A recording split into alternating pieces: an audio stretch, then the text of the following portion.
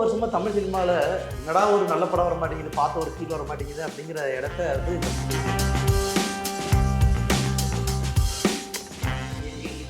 வரைச்சா நாங்கள் திரும்ப வந்துகிட்டே இருக்கோம். என் பேரன் பேத்திகள் வந்து இருப்பாங்க. திரும்ப சிவகார்த்தி என்ன சொல்லுவாரு, வாடா அப்ப என் பேரன் பேத்தி வந்து உங்களை எதிர்பார்த்தாங்க. இல்ல இந்த படத்தை நம்ம பார்க்கும்போது சூர்யா இதை மிஸ் பண்ணிட்டாருன்னு தோணுதா? நிஜமா நிறைய கண்டிப்பா.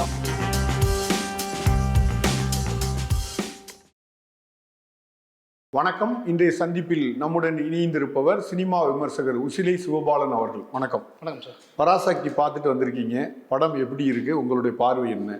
அதாவது ரொம்ப நாளைக்கு அப்புறம் ஒரு ஃபில் மீல்ஸ் சாப்பிட்டு ஒரு ஃபீல் தான் கொடுத்துச்சு. சாப்பாடு அப்படின்னு அது படத்துலேயே அந்த காட்சியாகவே வரும். அழகாக வந்து ஒரு சாப்பாட்டுக்கு உண்டான கூட்டு பொரியல் வெஞ்சனம் எல்லாத்தையும் வச்சுட்டு ஒரு சாப்பாடு சாப்பிட்டு கடைசியில் வந்து அந்த வெத்தலை பாக்கு ஒன்று எடுத்து போட்டு சாப்பிடும்போது ஒரு திருப்தி, அப்பா திருப்தியான சாப்பாடுன்னு. அந்த மாதிரி ரொம்ப வருஷமாக தமிழ் சினிமாவில் என்னடா ஒரு நல்ல படம் வர மாட்டேங்குது, பார்த்த ஒரு ஃபீல் வர மாட்டேங்குது அப்படிங்கிற இடத்த வந்து இந்த பராசக்தி படம் நல்லாவே ஃபீல் பண்ணியிருக்கு. உண்மையிலே வந்து ஒரு கண்டென்ட்டாக பார்க்கும்போது ஒரு பெரிய திருப்தி இந்த படம் கொடுத்துருக்கு. இந்த படத்தில் நீங்கள் சிறப்பாக நினைக்கிற விஷயங்கள் என்ன? ஒரு ரவிகே சந்திரன் கேமரா ஒர்க் பண்ணியிருக்காரு, அதே மாதிரி ஆர்ட் டைரக்ஷன். ஏன்னா ஒரு ஹிஸ்டாரிக்கல் ஒரு உண்மையாக நடந்த சம்பவத்தை படமாக மாற்றிருக்காங்க, புனைவாக இது பண்ணி செஞ்சுருக்காங்க. இதில் நீங்கள் சிறப்பாக நினைக்கிறது என்ன? சார், எனக்கு இதில் சிறப்பு என்னென்னா, பொதுவாகவே நம்ம ஆட்களுக்கு என்னென்னா இந்த அடாப்டேஷன் அப்படிங்கிற ஒரு விஷயம் இருக்கு இல்லையா. இந்த ஒரு கதையை வந்து அதை தழுவலை எடுத்து அதை புனைவாக எடுக்கிறது அப்படிங்கிறது வந்து ஒரு சிலரால் மட்டுமே முடிந்த இந்த இடத்துல வந்து சுதா கோங்கரா வந்து அதை ஒரு அழகாக ஒரு அடாப்டேஷன் எடுத்திருக்காங்க. அந்த கருவை எடுத்து இவங்க ஒரு ஸ்க்ரீன் ப்ளே பண்ணியிருக்காங்க. அந்த ஸ்க்ரீன் ப்ளே முழுக்க ஒரு கற்பனை தான். அங்கங்கே நடந்திருக்க சின்ன சம்பவங்களை எடுத்து வச்சு அவங்க கோர்வையாக ஒன்று பண்ணியிருக்க விதம் இருக்கு இல்லையா. இப்போது இந்த இடத்துல வந்து நீங்கள் ஒரு மதுரை அப்படின்னு ஒரு இடத்துல வருது அப்படின்னும் போது, இன்னொன்று வந்து சென்னை அப்படின்னு காட்டும்போது, இது வந்து மதுரையா சென்னையா அப்படிங்கிற அந்த லாஜிக்லேயே நம்ம போக விடாமல் ஒரு ஆர்ட் ஒர்க்கு வந்து அவ்வளோ சூப்பராக ஒன்று பண்ணியிருப்பாங்க. ஏன்னா 1965 அந்த காலகட்டத்தை நம்ம பார்த்தது கிடையாது. அப்போது பெரும்பாலான பார்த்தது கிடையாது அப்படின்னும் போது அதுக்கு ஒரு நம்பகத்தன்மை வேணும். அந்த நம்பகத்தன்மைக்கு உண்டான அந்த ஒரு கலர் டோனை வந்து ஒரு அழகாக கேமராமேன் கொடுத்துருக்காரு.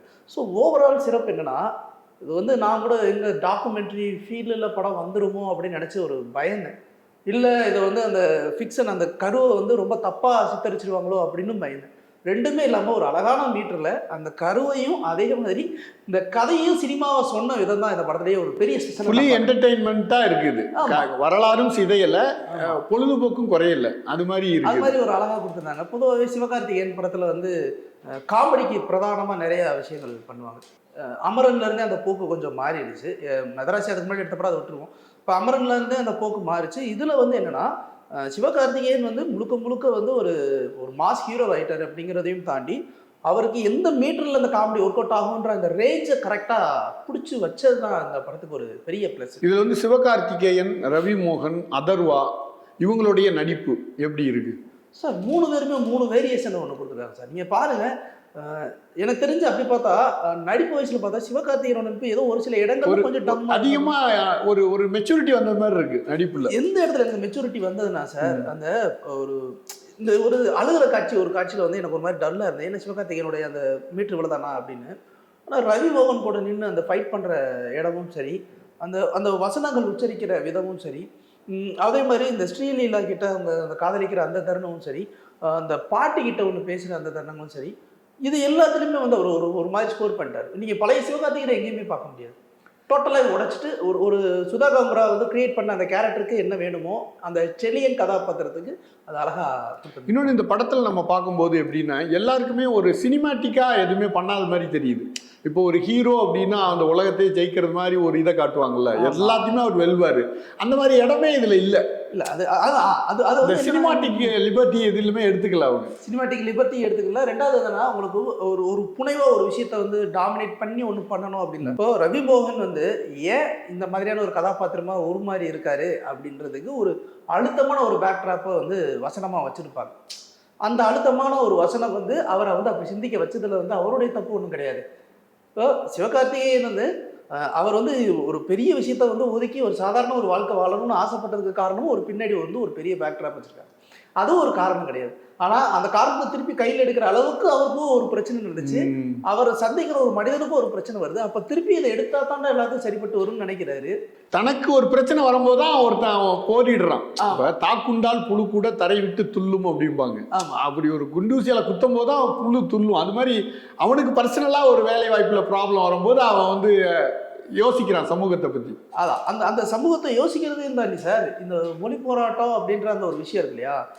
இப்போ நம்ம எத்தனை பேர் பேசியிருப்போம், என்ன பண்ணியிருப்போம் அப்படிங்கிற அந்த மும்மொழி கொள்கை திணிப்பு அப்படிங்கிறது எல்லாத்தையுமே தாண்டி இதுக்கு இந்த காலகட்டத்தில் இந்த மாணவர் போராட்டம்னு ஒன்று இருக்குல்ல, இந்த மாணவர் போராட்டம் இன்னைக்கு எஸ்எஃப்ஐன்னு ஒன்று இருக்குது, ஸ்டூடெண்ட் ஃபெடரேஷன் ஆஃப் இந்தியா அப்படிங்கிறது எல்லா கல்லூரிகள்லையும் இருக்கும். ஒரு காலகட்டத்தில் என்னுடைய கல்லூரியில் பிரச்சனை வரும்போது நாங்கள் இதே சென்னையில் எஸ்எஃப்ஐயில் வந்து நிற்கிறோம். அவங்க உடனே ஒரு பிரச்சனை அப்படின்னு வரும்போது ஒன்று பண்ணுறாங்க இல்லையா, இதெல்லாம் என்னன்னு யாருக்குமே தெரியாது. அதே மாதிரி இந்த படத்துல வந்து இந்த மணி ஆர்டர்னு ஒரு ஏரியா இருக்குல்ல, அது வந்து ஒரு முக்கியமான ஒரு விஷயமா இருக்கு. அந்த காலத்துல இப்படி நடந்திருக்குமா அப்படிங்கிற மாதிரி இருக்குது. இந்த மணி ஆர்டர் விஷயம் இருக்கு இல்லையா, இது எல்லாமே இந்த கேள்விகள்லாம் இருக்கு இல்லையா, இது எனக்கு படம் பார்க்கும்போது நம்ம நிறைய ஆங்கில படங்கள் பார்த்ததுனால அங்கே வந்து இது ஒரு கோடு மாதிரி தான் யூஸ் பண்ணியிருக்காங்க. ஸோ அஃப்கோர்ஸ் ஒரு டேரக்டர் வந்து நிறைய படங்களை இன்ஸ்பயர் பண்ணி தான் படம் எடுப்பாங்க. இப்போ அதில் வந்து மாப்பிள்ளை விநாயகர் சோடா கம்பெனின்னு இதில் ஒன்று வருது, ஹேராமில் ஆசாத் சோடா ஃபேக்ட்ரி அப்படின்னு ஒன்று வருது. அதே மாதிரி இந்த நண்பன் ஒரு பக்கம் இருக்கும்போது அழுகிற அந்த காட்சி அதே மாதிரி ஒரு படத்துலேயும் வரும்.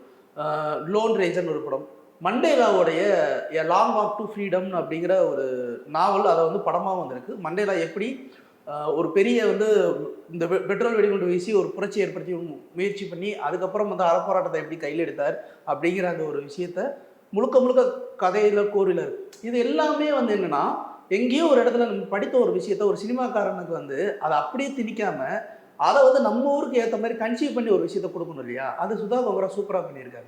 அது அந்த அண்ணாதுரை கதாபாத்திரம் சேத்தன் அவ்வளோ அழகாக புரிஞ்சிருக்கு. ரொம்ப ஒரு கச்சிதம்னு சொல்லுவாங்கல்ல, அது மாதிரி இருக்கு. ரொம்ப எக்ஸ்ட்ராவா போகல அவங்க அந்த இடம். அதே மாதிரி இன்னொன்று என்ன விஷயம்னா, இப்போ நமக்கு இந்த அடுத்த தலைமுறை இளைஞர்கள் இருக்காங்களா, இளம் அவங்களுக்கு வந்து ஒரு மொழி போராட்டம் அந்த ஊர்ல நடந்ததா, மொழிக்காக எல்லாரும் செத்தாங்களா அப்படிங்கிறது அது ஒரு பூமரு மொக்க அப்படிங்கிற ஒரு ஏரியால அவங்க பேசுறாங்க நவீன இதுல. ஆனால் அவங்க இதை புரிஞ்சுக்கிறதுக்கு இந்த படம் ரொம்ப உதவும். ஆமா, இனி தேட ஆரம்பிக்கலாம். இப்போ அதுல அந்த படத்துல ஒரு கடைசி ஒரு வசனம் வரும், நீ எங்களை எத்தனை இடம் வலிச்சாலும் நாங்கள் திரும்ப வந்துகிட்டே இருக்கோம், பேரன் பேத்திகள் வந்து இருப்பாங்க. திரும்ப சிவகாஜி என்ன சொல்றாரு, வாடா அப்ப என் பேரன் பேத்தியும் வந்து உங்களை எதிர்பாண்டார். அதெல்லாம் இதெல்லாம் ஃபியூச்சரிஸ்டிக்கான ஒரு டயலாக் தான்.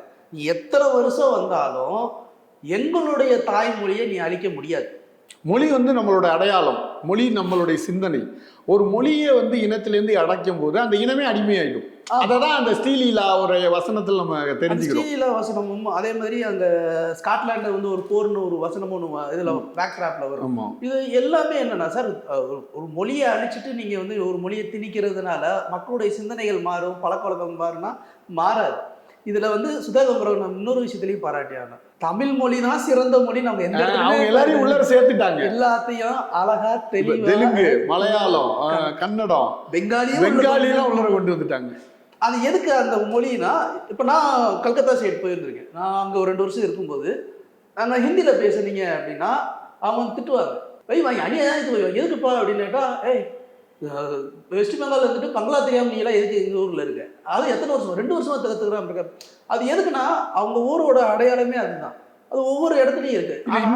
இன்னொரு விஷயம் என்னன்னா, நம்மளுடைய இதுல நமக்கு வெஸ்ட் பெங்காலோட நல்ல ரிலேஷன்ஷிப் இருக்கு. ஏன்னா நேதாஜி சுபாஷ் சந்திர போஸ், விவேகானந்தர், இப்ப ராமநாதபுரம் மன்னர் வந்து விவேகானந்தருக்கு உதவி செஞ்சிருக்காரு அமெரிக்கா போறதுக்கு. அப்ப அந்த ரிலேஷன்ஷிப் நமக்கு இருக்கு. அதனால அது வந்து ஒரு தனியா தெரியல, நிஜமா தெரியல, அவ்வளவு அழகா அட்டா வந்து இருக்கு. இது எல்லாத்தையும் அழகாக கன்சீவ் பண்ணி கொண்டு வந்துருங்க. ராணா உள்ள கதாபாத்திரம் உள்ள வந்ததுன்னா யாருமே எதிர்பார்க்காத முடியாது. ஆமா, அது ஒரு ஸ்டன்னிங்கா இருந்தது அந்த இடம். அதுவும் இதுக்கு ஒத்துக்கிறதே ஒரு பெரிய விஷயம் இல்ல, ஒரு நார்மலா இப்படி வந்து ஒரு சினிமால வர்றது. ஆமா, அது ரொம்ப முக்கியமான. ஆனா அவ்வளவு பெரிய நடிகர் வந்து இந்த ஒரு கதாபாத்திரத்துக்கு வந்து இறங்கி வந்து மைக்கேல் ரெட்டி. ஆமா, அதே மாதிரி பாசில் ஜோசப். ஆமா, இந்த எல்லா கதாபாத்திரமும் கடைசியில காளியாகட் வந்து கடைக்கி விட்டு போயிருப்பாரு. எல்லாமே நமக்கு பார்த்தீங்கன்னா ஏதோ திடீர்னு இடைச்சல்களாக வந்த மாதிரி நமக்கு தோன்றதுக்கு ஒரு ஃபீலுமே இல்லை. அந்த கதைக்கு இது தேவைப்படுதுங்க. ஒரு அழகான ஒரு கதாபாத்திரம் வடிவமைப்பது. சுதா கோங்கராவை நம்ம பார்க்கும்போது வியப்பா இருக்கு. என்னன்னா, ஒரு ஹிஸ்டாரிக்கல் ஒரு கதையை, ஒரு வரலாற்றை எடுத்துக்கிட்டு அவங்க எப்படி இவ்வளவு சுவாரஸ்யமா கொடுக்கறதுக்கான ஒரு நுட்பத்தை அவங்க தெரிஞ்சு வச்சிருக்காங்க சார். அது வந்து இப்ப நம்ம குறை சொல்லவே முடியாத அளவுக்கு தான் அந்த படத்தை அவங்க பண்றாங்க.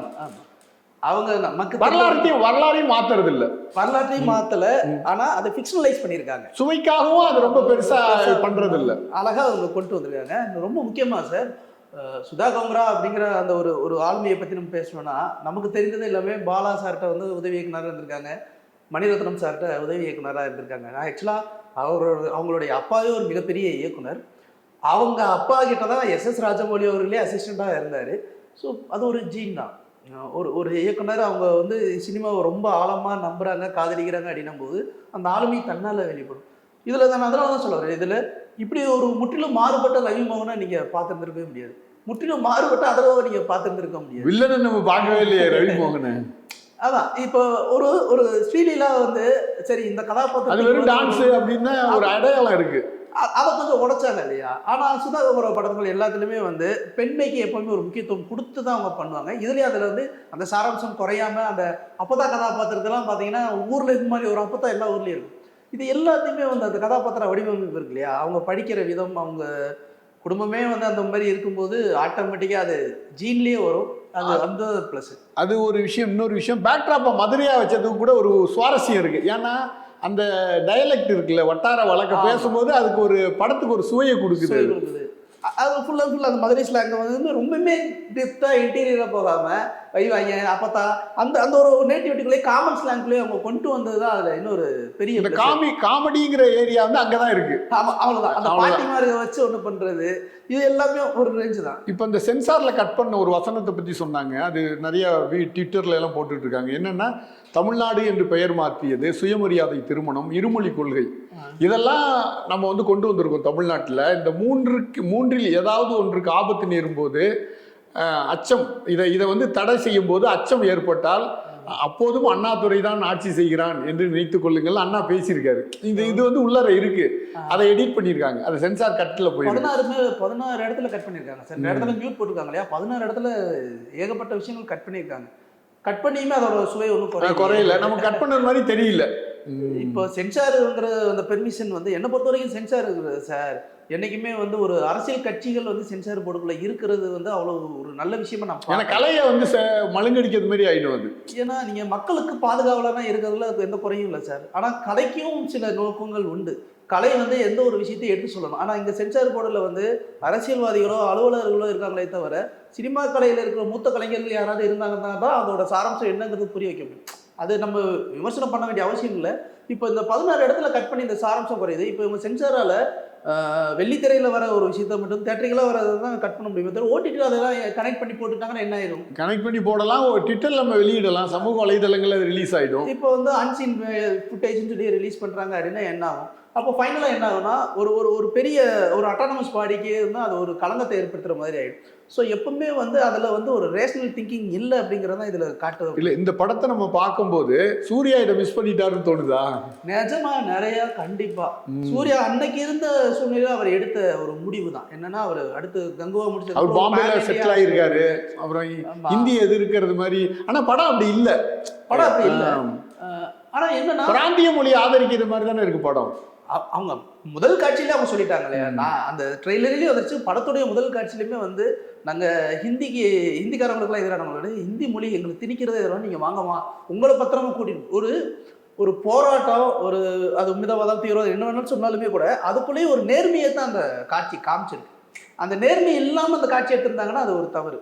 அப்படி இருக்கும்போது இது சூர்யா ஏன் மிஸ் பண்ணார், எதுக்காக இதை வந்து வேண்டாம்னு அவாய்ட் பண்ணார் அப்படிங்கிறது வந்து ஒரு பெரிய கேள்விக்குறி. ஏன்னா பிராமி ஸ்கிரிப்டுங்கிறது வந்து நம்ம படிச்சிருக்கோம், முதல்ல பிராமி எழுத்துக்கிறது நம்ம ஃபஸ்ட் டைம் வந்து திரையில் பார்க்குறோம், அதுவே ஒரு பெரிய விஷயம். இல்லை, முதல் முறையாக இன்னொன்று விஷயத்தையும் நான் சொல்ல விரும்புகிறேன், கருப்பு சட்டையை பார்க்குறோம். ஏன்னா ஒரு ப்ராமினன்ட் ஹீரோ வந்து கருப்பு சட்டை போட்டு நம்ம பார்த்ததே இல்லை. டான்ஸ் ஆடி இருப்பாங்க, ஆனால் ஒரு ஒரு சித்தாந்தத்தோட ஒரு கருத்தோட ஒரு படத்தில் நடிக்கும்போது அதை பார்க்கறதுக்கு புதுமையாக இருக்குது. அந்த கருப்பு சட்டை காட்சியெல்லாம் சார் உண்மையிலே அந்த ஒரு காட்சி, அந்த ப்ரீ கிளைமேக்ஸ் காட்சியில் வந்து ஒரு துப்பாக்கி சூடு நமக்கு தெரியும், தூத்துக்குடி துப்பாக்கி சூடு எல்லாமே. இந்த துப்பாக்கி இது வந்து பொள்ளாச்சியில் நடந்தது இல்லை, அந்த தூத்துக்குடி இன்னொரு ரெஃபரன்ஸ் சொல்கிறேன். இது பொள்ளாச்சியில் காட்சி படத்தில் விதத்தில் ஒரு காட்சியில் வந்து ஒரு குழந்தைய தூக்குவார் ஒரு பஞ்சாப் சிங்கு. அவர் வந்து நான் தமிழ் ஸ்பீக்கிங். அவர் வந்து அந்த அவர் தான் அந்த துப்பாக்கி சூடு நடத்துறதுல அவரும் ஒரு அதெல்லாம் தேவையே இல்லை. ஆனா அதை எடுக்கும்போது அவங்க கண்ணில் கண்ணீர் தண்ணி வர மாதிரி ஒரு ஷாட் எடுத்திருப்பாங்க. அப்போ எந்த அளவுக்கு நுணுக்கமா அந்த டீட்டெயில் பண்ணியிருக்காங்க. ஏன்னா அது ரொம்ப முக்கியமானது இல்லை, ஒரு மனித உணர்வு தானே, அவனும் ஒரு மனிதனா இருக்கிறான். ஆனா ஒரு ஒரு ஆக்ஷன்ல அவன் ஈடுபடும் போது அவன் ஒரு ஆர்டர்ல இருக்க. இதெல்லாம் வந்து ஹாலிவுட்ல நிறைய வார் மூவிஸ்ல தான் இந்த மாதிரியான காட்சிகள்லாம் நடக்கும். இப்போ மெல் கிப்சனோடைய நிறைய படங்கள் பார்த்தீங்கன்னா, பேட்ரியாட்டும் சரி, ஹாக்ஸ் ஆரிட்ஸும் படி இதில் படத்தில் அந்த ஹியூமனிட்டி தான் அதிகமாக முன்னிலைப்படுத்தி அவர் வந்து படமே எடுத்திருப்பார். அது எல்லாத்தையுமே இவங்க ரெஃபரன்ஸாக வச்சு பண்ண விதம் தான் இந்த படத்தை நமக்கு பார்த்து ரசிக்கிறது. அப்புறம் குறிப்பாக ஜிவி பிரகாஷோடைய 100வது படம், சிவகார்த்திகேயனுடைய 25வது படம், கதை தேர்வும் சரி, இந்த பாடல்களும் சரி, அதே மாதிரி வந்து இதில் பாடல்கள் ரொம்ப நல்லா இருந்தது. ஒரு அருமையா அந்த காட்சிக்கு ஏற்ற மாதிரியான ஒரு அந்த சாண்ட்ரோ ஆல்டனோட ஒரு சாங் இருக்குல்ல, ஆமா எக்ஸலண்டான சாங், சூப்பரா இருக்கும், கிளாசிக்னு சொல்லலாம். அவங்க வாய்ஸே வேற மாதிரி ஒரு யூனிக்கா இருந்தது. ஜிவிக்கு ஒரு 100வது படம் உண்மையிலேயே கலக்கிட்டார். இசையிலையும் அவர் வந்து நீட் இது இது வந்து இசை, ஒளிப்பதிவு, டைரக்ஷன், நடிப்பு, இந்த 4 வகையிலேயும் இது ஒரு சிறந்த படம். அண்ணன் தம்பியோட பாணி இருக்கு. அதர்வாவும் சிவகார்த்திகேயன் நமக்கு வந்து பொதுவாக என்ன சொல்லுவாங்க, அதர்வா சீனியர்ரா, நீ இப்போ வந்தவன்டா அப்படிங்கிற ஒரு ஈகோவே அந்த படத்தில் நீங்கள் எங்கேயுமே பார்க்க முடியாது. அதர்வாவையும் நீங்கள் சிவகார்த்திகேயன் பார்த்துக்க ஒரு ஈகோ இருக்காது. அதே மாதிரி சிவகார்த்திகேயனும் ரவிமோகனையும் பாருங்க, ஏதோ ஒரு ஈகோவும் இருக்காது. கதையாக இருக்கும், அந்த கண்டென்ட்டாக இருக்கும், உங்களோட பிளேயாக இருக்கும்.